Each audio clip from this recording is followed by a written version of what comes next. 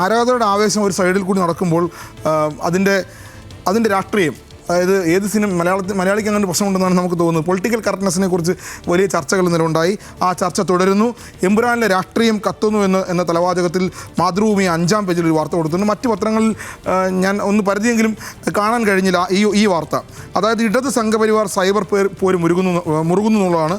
ഇന്നലെ ആ സിനിമയുമായി ബന്ധപ്പെട്ട് സിനിമ കണ്ടവർക്കും അതിൻ്റെ റിവ്യൂ വായിച്ചവർക്കൊക്കെ ഈ കാര്യം ഒരുപക്ഷെ അറിയാമെന്നാണ് ഞാൻ മനസ്സിലാക്കുന്നത്.